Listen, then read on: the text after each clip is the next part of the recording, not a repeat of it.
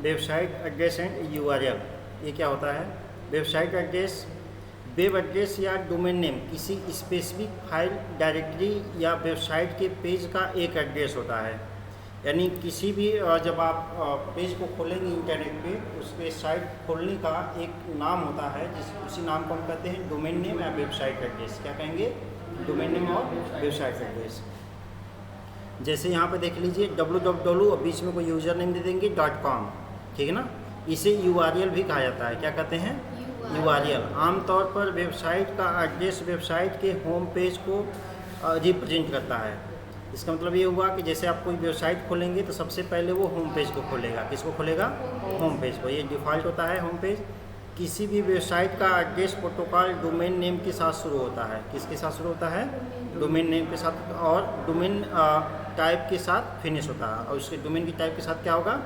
Finish होगा। यानी domain name के साथ शुरू होगा, डोमेन टाइप के साथ क्या होगा? फिनिश होगा। ये डोमेन नेम क्या होता है इसको हम आगे पढ़ेंगे। डोमेन टाइप क्या होते हैं ये भी आगे पढ़ लेंगे। आगे देखिए, यूनिफॉर्म रिसोर्स लोकेटर यानी यूआरएल। यूआरएल का फुल नाम क्या होता है? Uniform resource locator. ये बहुत इंपॉर्टेंट क्वेश्चन है, ये हमेशा आता है कि यूआरएल का फुल नेम क्या है या यूआरएल किसे कहते हैं, ठीक है। यूआरएल किसी वेबसाइट या वेबसाइट के पेज को रिप्रेजेंट करता है या आपको किसी पेज तक ले जाता है। यूआरएल इंटरनेट में किसी भी फाइल या वेबसाइट का एड्रेस होता है। यूआरएल क्या होता है? इंटरनेट में किसी फाइल का क्या होता है? एड्रेस होता है, या किसी वेब पेज का एड्रेस होता है।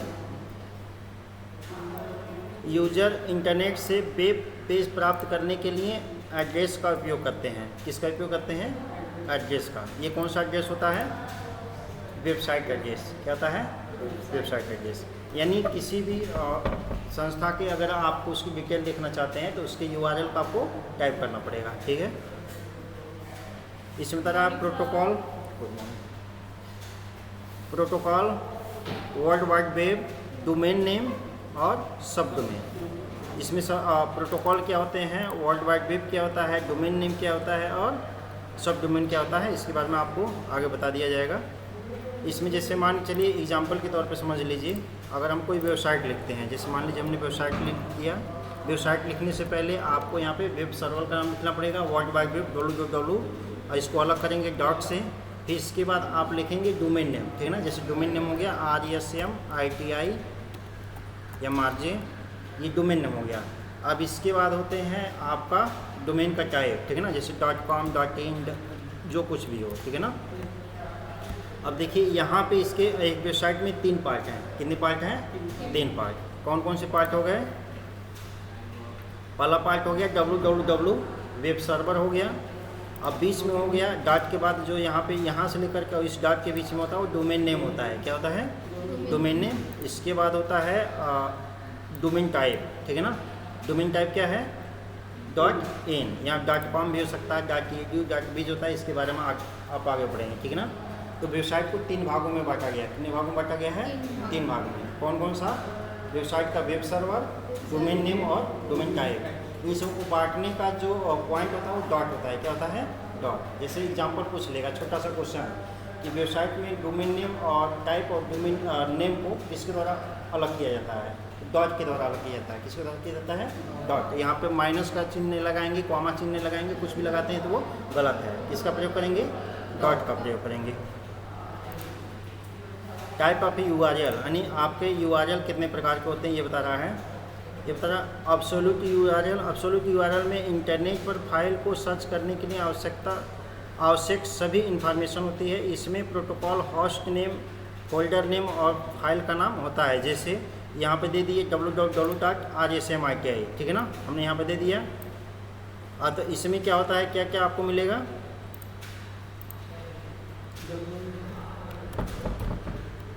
इसमें आपको मिल जाएगा होस्टिंग नेम मिलेगा, फोल्डर नेम मिलेगा, फाइल का नाम, समझा है ना। ये जब ये आपका यूआरएल खुलेगी तो इसमें सभी चीज़ अवेलेबल होंगे। उसके बाद होता है रिलेटिव यूआरएल। रिलेटिव यूआरएल में आमतौर पे केवल फोल्डर नेम और फाइल नेम या सिर्फ फाइल नेम होता है। हम रिलेटिव यूआरएल का यूज़ तब कर सकते हैं जब हम उस फाइल या उसी सर्वर पर स्थित फाइल मौजूद हो। जैसे जब किसी सर्वर पर जो कोई फाइल मौजूद हो तभी हम उसका प्रयोग कर सकते हैं। किसका प्रयोग कर सकते हैं? रिलेटिव यूआरएल का। रिलेटिव यूआरएल में ब्राउज़र को सर्वर नेम या प्रोटोकॉल नेम की आवश्यकता नहीं होती है। इसमें सर्वर नेम और प्रोटोकॉल नेम की आवश्यकता नहीं पड़ेगी, क्योंकि ये क्या है, रिलेटिव है। क्या है, रिलेटिव। जैसे यहाँ पे है त्रिपसी टेस्ट, त्रिपसी मॉक टेस्ट, जैसे जब इस पर क्लिक करेंगे एग्जाम्पल के तौर पे कर सकते हैं लिंक। क्या कर सकते हैं, लिंक। जैसे कोई लिंक आप यहाँ पर आपको दे दिया जाता है, क्लिक करेंगे तो वो लिंक आपको उसी वेब पेज पे ले जाएगा या उसी फाइल पे ले जाएगा जहाँ से वो लिंक बनाया गया है। लिंक बनाना आपको बता दिया जाएगा आगे साइड में। तो उसको हम कहेंगे रिलेटिव यूआरएल। क्या कहेंगे, रिलेटिव। जो मेन होता है जिससे आप टाइप करके खोलते हैं, जैसे आप किसी ब्राउज़र में चले गए और वहाँ पे वेबसाइट का नाम पूरा टाइप कर रहे हैं, खोल रहे हैं। जैसे आपने टाइप कर दिया यहाँ पे www.rsmrtimrg.in, ये आपका यूआरएल हो गया। क्या हो गया, यूआरएल। अब यहाँ पे जाने के बाद, ठीक है, यहाँ पे जाने के बाद हम ले लेते हैं, जैसे मान के चलिए वहाँ पे हम चले गए एडमिशन वाले सेक्शन में। अब वहाँ से आपको एक लिंक भेज दिए ताकि कोई स्टूडेंट उस पर क्लिक करे तो केवल एडमिशन वाले लिंक पे जा करके डायरेक्ट अपना एडमिशन ले सकता है, ठीक है ना। तो वो जो लिंक भेजा जाएगा वो हो जाएगा आपका रिलेटिव यूआरएल। क्या होता है, रिलेटिव यूआरएल। मेन कौन सा होता है, यूआरएल, और उसके नीचे क्या होता है, रिलेटिव यूआरएल। आगे आपका www, यानी www का पूरा नाम क्या है, वर्ल्ड वाइड वेब। ये क्या होता है, देखिए वर्ल्ड वाइड वेब इंटरनेट का वह हिस्सा है जिसमें वेबसाइट और वेब पेज शामिल होते हैं। इसका आविष्कार 1989 में टिम बर्नर्स-ली ने सर्न जेनेवा स्विट्जरलैंड में किया गया था, ठीक है। इसका आविष्कार कौन किया था, टिम बर्नर्स-ली। यह अधिकतर पूछता है कि www का खोज किसने किए थे, कौन किए थे, टिम बर्नर्स-ली। कब किए थे, 1989 में किए थे, ठीक है ना। यह मूल रूप से इंटरनेट सर्वर का एक सिस्टम है। इंटरनेट सर्वर का एक सिस्टम है जो स्पेसिफिकली फॉर्मेटेड डॉक्यूमेंट को सपोर्ट करता है। इसमें डॉक्यूमेंट को मार्कअप लैंग्वेज में फॉर्मेट किया जाता है, जैसे हाइपरटेक्स्ट मार्कअप लैंग्वेज। इसमें एक HTML होता है। तो ये क्या करता है, उसको किसी भी साइट पे जो है पहले उसको होस्टिंग पे ले जाएगा, सर्वर पे ले जाएगा। तो www होता क्या है कि ये मेन सर्वर का नाम होता है। क्या होता है, किसी भी साइट के मेन सर्वर का नाम www होता है, जो दूसरे डॉक्यूमेंट के साथ ग्राफिक्स, ऑडियो और वीडियो फाइल को सपोर्ट करता है। www मूल रूप से दुनिया भर में वितरित लाखों सर्वर वाला एक लार्ज क्लाइंट सर्वर सिस्टम है। www को W3 या वेब भी कहा जाता है, यानी इसको हम क्या कहेंगे, W3 कर सकते हैं या वेब कर सकते हैं, ठीक है ना। यह एक इंफॉर्मेशन स्पेस है। यहाँ पर HTML डॉक्यूमेंट और वेब रिसोर्स को यूनिफॉर्म रिसोर्स लोकेटर URL के साथ आइडेंटिफाई किया जाता है। यानी इसको हम जो है HTML डॉक्यूमेंट को, HTML जो होता है हाइपर टेक्स्ट मार्कअप लैंग्वेज होता है, ठीक है ना। इसको आप आगे पढ़ेंगे। इसके द्वारा आप एक वेब पेज बनाते हैं, ठीक है ना। तो उसको क्या करता है, URL में आइडेंटिफाई करता है, यानी उसके वेबसाइट में क्या करता है, ये आइडेंटिफाई करता है। कौन करता है, www, ठीक है ना। जहाँ HTML डॉक्यूमेंट हाइपरलिंक के जरिए आपस में जुड़े रहते हैं। इन वेब पेज को हम इंटरनेट के थ्रू एक्सेस करते हैं।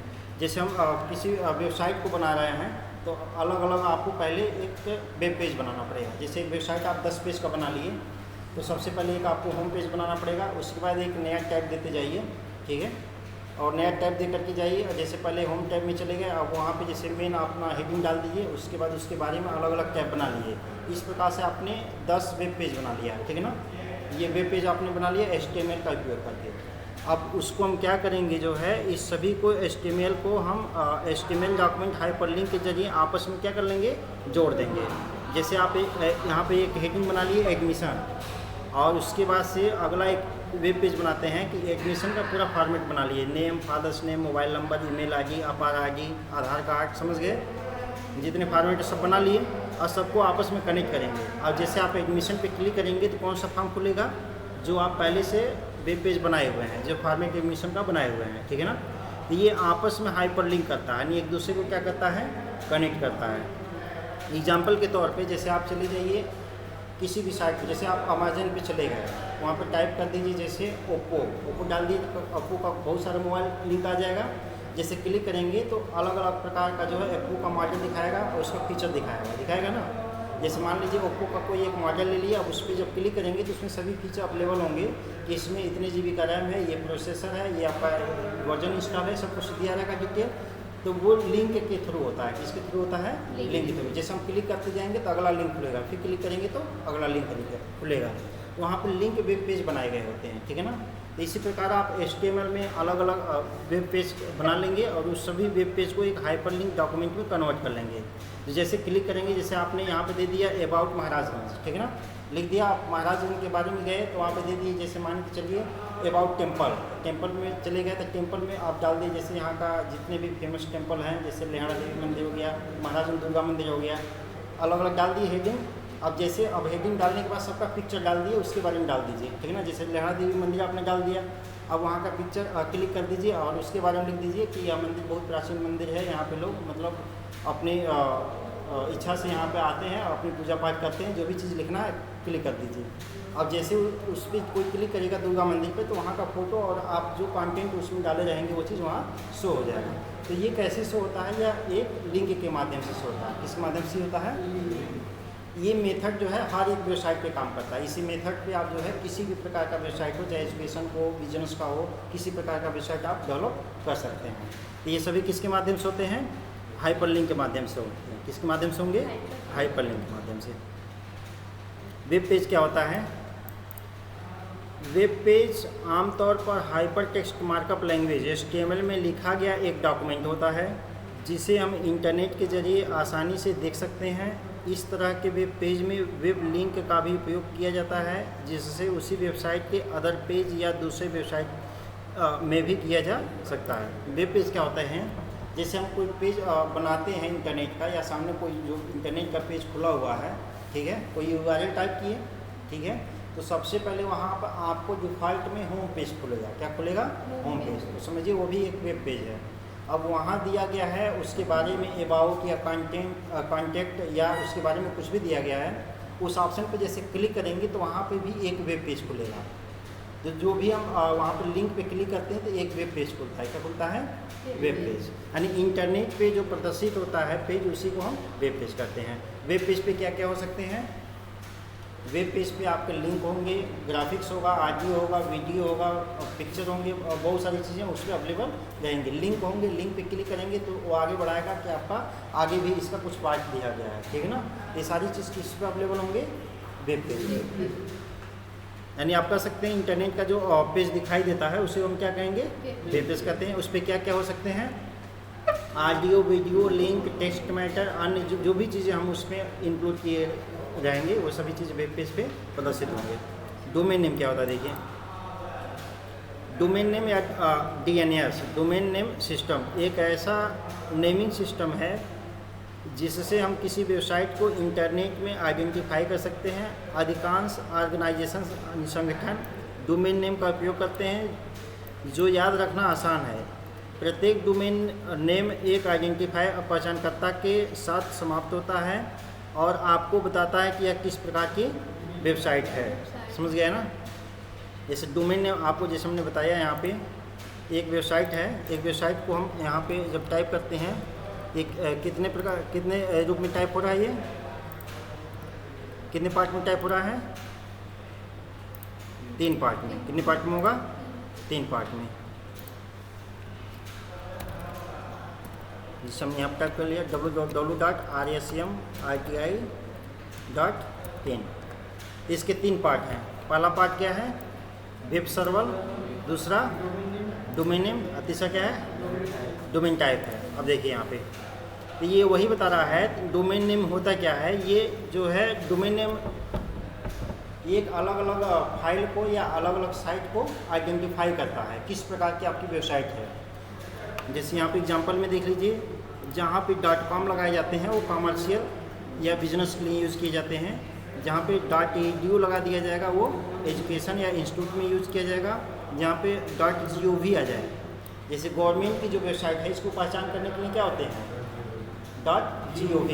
जैसे आपने ले लिया यहाँ पे नाइलेट www.nilec.gov.in। gov आ गया मतलब उसमें गवर्नमेंटेड साइट है। समझ गए? यहाँ पे है गवर्नमेंट ऑर्गेनाइजेशन है, डॉट नेट आपका है, इंटरनेट सर्विस प्रोवाइडर होते हैं, .mil मिलिट्री साइट होते हैं, .org आपके ऑर्गेनाइजेशंस होते हैं। इसके अलावा भी कई चीज़ें होती हैं, जैसे .in हो गया, .in मतलब इंडिया हो गया, .pk मतलब पाकिस्तान हो गया, समझे है ना। अलग अलग देश का भी अलग अलग डोमेन होता है।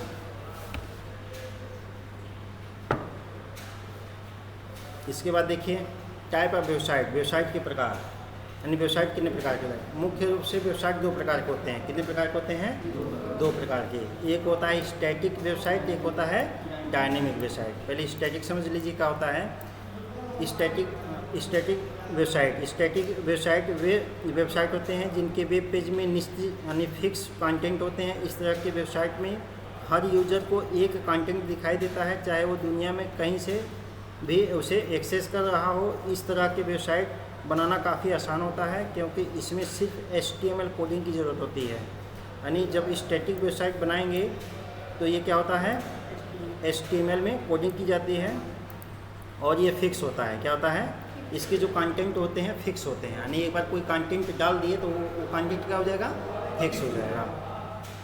स्टैटिक वेबसाइट में किसी तरह के डाटाबेस की ज़रूरत नहीं पड़ती है और न ही किसी प्रोग्रामिंग की। स्टैटिक वेबसाइट उनके लिए सही है जिनके कंटेंट में चेंज नहीं करने पड़ते हैं। यानी स्टैटिक वेबसाइट ऐसे बनाया जाता है जैसे आपको कभी बदलाव नहीं करना है। एक बार वेबसाइट बना दिए तो वही दिखेगा, इन्हीं के बाद उसको आप चेंज करते रहें, ऐसा आप नहीं कर पाएंगे, ऐसा एक्सेस नहीं मिलेगा। यानी ये फिक्स होता है। और इसकी कोडिंग किस में होती है, HTML में। किस में होती है, HTML में। और एक ही कंटेंट सालों तक रहता है और सभी यूजर उसी कंटेंट को यूज करते हैं। यदि इसके कंटेंट में किसी तरह के चेंज करना हो तो खुद से कोडिंग करके एक एक पेज में चेंज करना पड़ेगा। मतलब आपको जैसे मान के चलिए जो वेबसाइट डेवलपर हैं केवल वही कर सकते हैं, समझ है ना। बाकी कोई चेंजिंग इसमें नहीं हो सकती है। तो इसमें होता क्या है कि जैसे छोटा कोई वेबसाइट बनाना है या कोई किसी दुकान का बनाना है या पर्सनल कोई वेबसाइट बनानी है अपने किसी बिजनेस शुरू का, तो आप क्या करेंगे, एक वेबसाइट बनाएंगे और उसे आप रखेंगे स्टैटिक वेबसाइट। क्या रखेंगे, स्टैटिक। ये बनाना बहुत ही आसान होता है, ठीक है। और इसमें खर्चे भी कम आते हैं और ये फिक्स होते हैं। जो एक बार आप कर देंगे, जो यूज़र हैं उसको आप देश दुनिया में कहीं से उसको देख सकते हैं। केवल सभी यूज़र को सेम वेबसाइट दिखाई देगा, कहीं से भी देखना हो, ठीक है ना। लेकिन इसमें बदलाव नहीं हो सकता है, नहीं स्टैटिक में बदलाव नहीं हो सकता है। डायनेमिक क्या होता है, डायनेमिक वेबसाइट देख लीजिए। डायनेमिक वेबसाइट वो वेबसाइट होती है जिसका कंटेंट हर यूज़र के अनुसार बदलता रहता है। यानी डायनेमिक जो वेबसाइट होती है इसमें यूज़र क्या कर लेगा, कभी भी बदल सकता है। क्या बदल सकता है, उसके वेब पेज में जो कंटेंट दिए गए हैं, जैसे मान चलिए ऑडियो, वीडियो, पिक्चर या टेक्स्ट, कुछ भी कोई भी कंटेंट दिया गया है उसको आप यूज़र क्या कर लेगा, बदल लेगा। उसको एक आईडी पासवर्ड मिलती है जिसके सहारे वो बदल सकता है। इसमें HTML के अलावा और भी कई सारे प्रोग्रामिंग लैंग्वेज होते हैं और इसी प्रोग्रामिंग लैंग्वेज के साथ डाटाबेस का यूज़ भी किया जाता है। डायनेमिक यानी डाटाबेस होता क्या है, डाटाबेस एक ऐसा सिस्टम होता है जैसे मान के चलिए कोई भी कस्टमर हो गया, कोई किसी कस्टमर का रिकॉर्ड तैयार करना हो तो आप वहाँ पे एक्सेस मिल जाएगा, क्लिक करेगा और अपना जैसे मान लीजिए कस्टमर अपना पहले आप बनना चाहा तो अपना नाम, एड्रेस, मोबाइल नंबर सब सेंड किया, वेबसाइट वाले जो मालिक रहेगा उसके ईमेल आईडी पे आप वेबसाइट पे जुड़ जाएगा। उसके बाद भी कोई सामान अगर किसी दुकान से परचेज करता है तो उसका रिकॉर्ड भी उसमें जुड़ता जाएगा। तो ये डाटाबेस है। क्या है, डाटाबेस। जैसे कोई स्टूडेंट है, जैसे मान लीजिए आप चले गए नाइलेट के साइट पे, नाइलेट के साइट पे जाने के बाद आप एडमिशन लिए, फीस पेमेंट किए, फिर एडमिट कार्ड निकाले, फिर उसका रिजल्ट आया, फिर आप उसके लिए आप स्कॉलरशिप भरे, प्रोत्साहन राशि भरे, फिर वो भी मिला। तो ये आपका रिकॉर्ड तैयार होते जा रहा है। यानी वो आपका रिकॉर्ड जहाँ से शुरू किए हैं आगे बढ़ता जा रहा है और वो रिकॉर्ड वेबसाइट पर उपलब्ध है, ठीक है। तो इसको डाटाबेस कहते हैं। क्या कहते हैं, डाटाबेस। डायनेमिक वेबसाइट इंफॉर्मेशन होने के साथ फंक्शन भी होते हैं। इसे बनाने के लिए दोनों यानी सर्वर साइड और क्लाइंट साइड स्क्रिप्टिंग लैंग्वेज का यूज़ किया जाता है। नोट, जब कोई यूज़र डायनेमिक वेबसाइट पे कोई पेज ओपन करता है तो पहले वह डायनेमिक कोड के साथ चेंज हो जाता है, लेकिन एंड में जो पेज ओपन होता है वह एक स्टैटिक पेज ही होता है।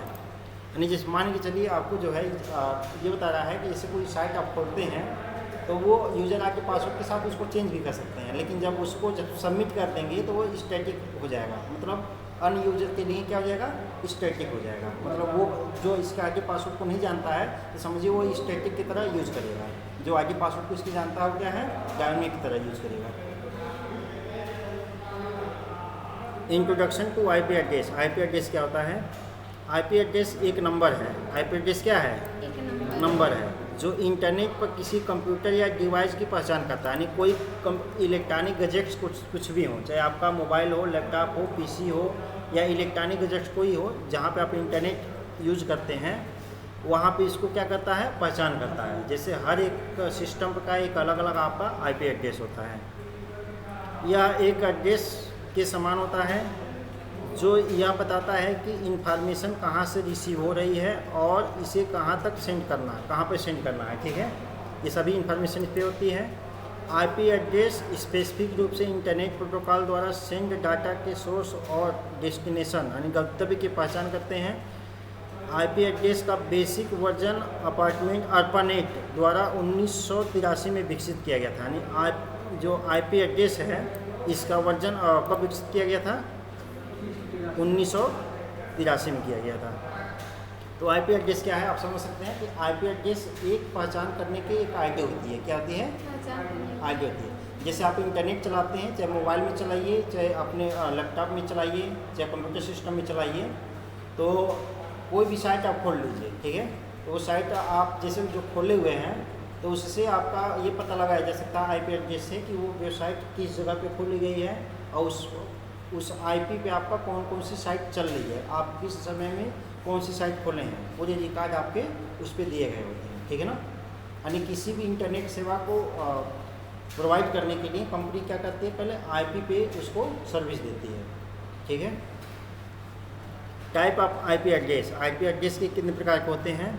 वर्तमान समय में इंटरनेट की इस दुनिया में 2 आईपी एड्रेस का इस्तेमाल किया जाता है, IPv4 और IPv6। ठीक है ना। और ऐसे भी कर सकते हैं कि जैसे ऐसे एक और टाइप होता है इसमें आईपी का, एक होता है स्टैटिक आईपी, एक होता है डायनेमिक आईपी। जैसे आपका URL था ना, तो स्टैटिक में क्या होगा आपका, स्टैटिक में बदलाव नहीं कर सकते हैं, और उसके बाद डायनेमिक में क्या कर सकते हैं, बदलाव कर सकते हैं ना। यानी आप ये उसी प्रकार आपका स्टैटिक आईपी होते हैं। जैसे मान के चलिए इस समय जो लोग आधार सेंटर खोले हुए हैं एग्जाम्पल के, या कोई बैंक चला रहे हैं, तो वहाँ पे एक डिवाइस होता है जो लोकेशन को प्रदर्शित करता है। ठीक है, तो वो जियो टैगिंग डिवाइस होता है। तो उसमें लोग क्या करते हैं कि जियो टैगिंग लगा देंगे तो आधार बनाने वाला कहीं दूसरी जगह आधार नहीं बना सकता है। जैसे चेंज करेगा वहाँ से, जैसे मान लीजिए 100-200 मीटर या 1 किलोमीटर की दूरी पे गया, तो ऑटोमेटिक उसके सर्वर पे वो बताने लगेगा कि आपका ये जो आधार सेंटर है कहीं और चल रहा है। ठीक है ना। तो उन लोगों के पास एक स्टैटिक आईपी होती है। क्या होती है? Static IP.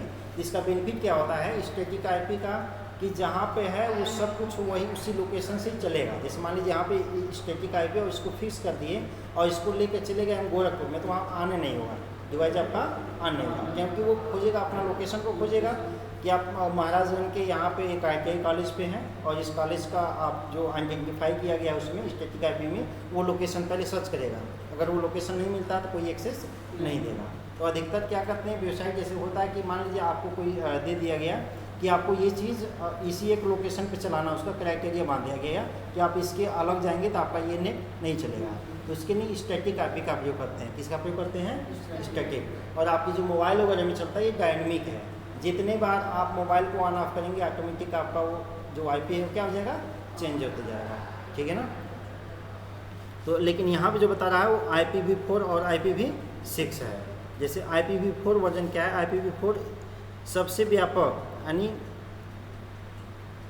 सबसे व्यापक रूप से यूज किया जाने वाला इंटरनेट प्रोटोकॉल है। IPv4 एड्रेस को एक स्ट्रिंग के रूप में लिखा जाता है। किसके रूप में लिखा जाता है?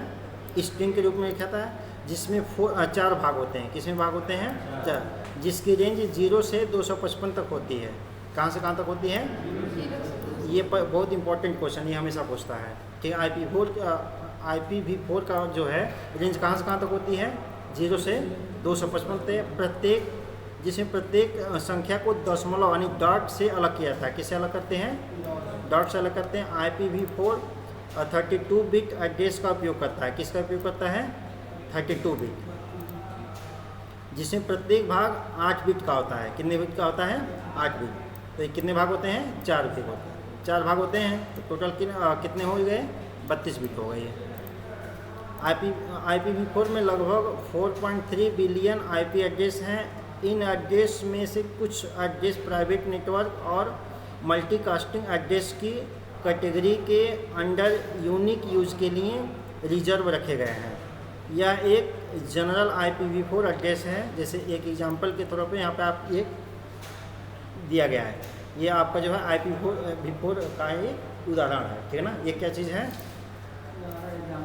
एग्जांपल, किसका एग्जांपल है ये, IPv4 है क्या, यह एक इंटरनेट प्रोटोकॉल है। यही आपका IP है, क्या है, IP।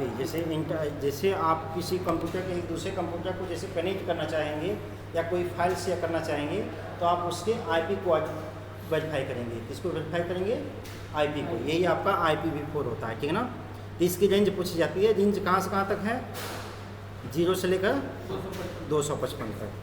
और ये कितने भागों में बांटा गया आता है, 4 भागों में बांटा गया आता है, ठीक है ना। एक भाग कितने बिट का होता है, 8 बिट का होता है, ठीक है ना। तो टोटल कितने बिट हो गए, 32 बिट। अब इसके जो क्लास बांटे गए हैं इसके बारे में आपको कल बताया जाएगा। आज यहीं तक सीमित रखिए, ठीक है।